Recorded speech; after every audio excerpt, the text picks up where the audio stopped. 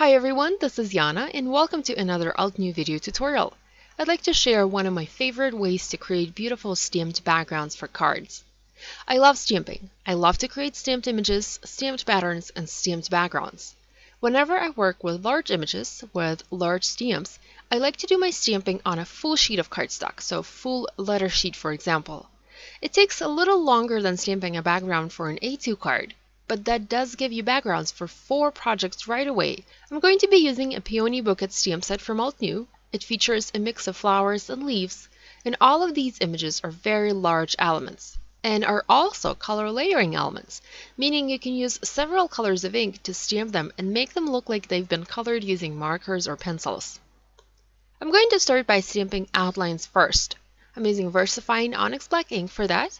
I have all of the outline images mounted onto clear blocks to make things go faster, and I'm just going to switch in between the images as I'm stamping. I'm starting with the largest image from this set, the large blooming peony flower. I'm adding a few leaves next to it, also a smaller flower, and once this particular cluster of images is done, I'm going to move on and add more images alternating the flowers and the leaves.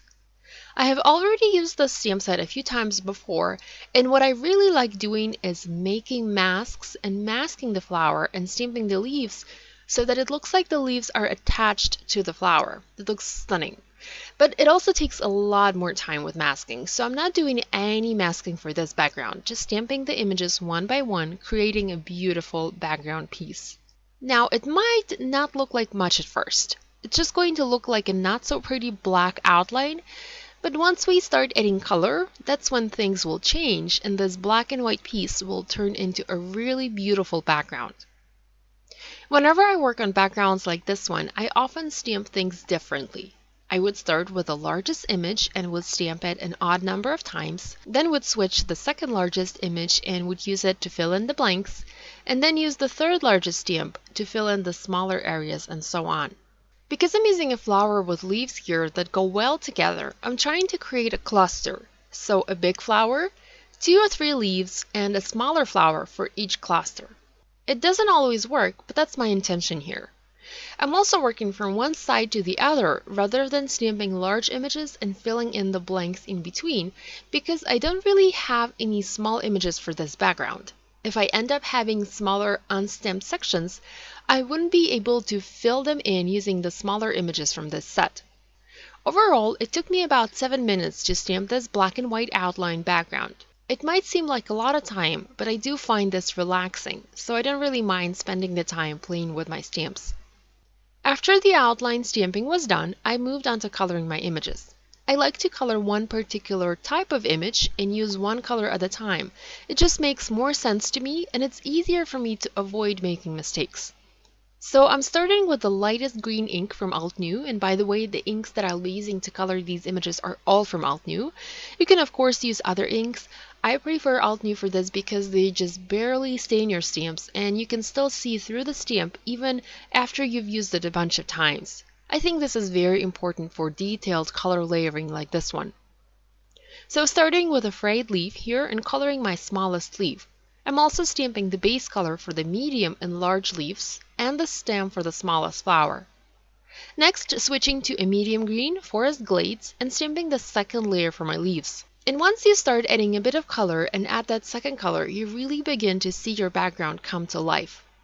I think of this as a coloring book for stampers. I make my own motif, I pick my own colors, and I stamp my heart out and create whatever I want. Once the leaves were colored, I moved into coloring the small flower. I used the buttercream, mango smoothie, and caramel toffee inks for my stamping. I apologize for having my head in the way most of the time, but I was trying to do my best to align the layers for perfect stamping.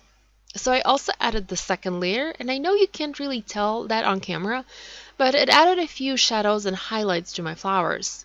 And finally, I stamped the last layer using the caramel toffee ink color, and that really made my flowers pop.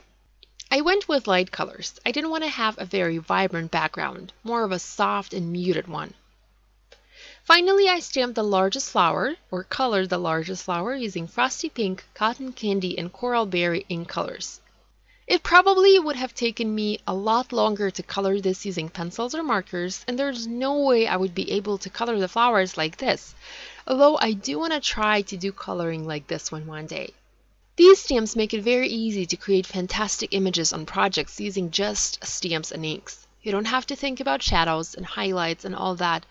You have it all designed for you right away in the stamp set. So once the background was done, and you can catch a quick look at it here, I used my paper trimmer and cut it into 4 panels for my cards. I like making sets of cards, so stamping one large background like this one and trimming it down into smaller panels is very useful for me. The next step was to heat emboss a few sentiments for these projects, and I used another stamp set from Altenew with some beautiful sentiments and simply heat embossed those in platinum embossing powder onto black cardstock. Simplicity is everything, so this is what I was going for. Very simple look. I adhered my stamped backgrounds onto black and white A2 tough folding card bases and foam mounted my sentiments on top. And this finishes my today's tutorial. I hope you'll give this type of background stamping a try. Thanks so much for watching. See you next time. Bye!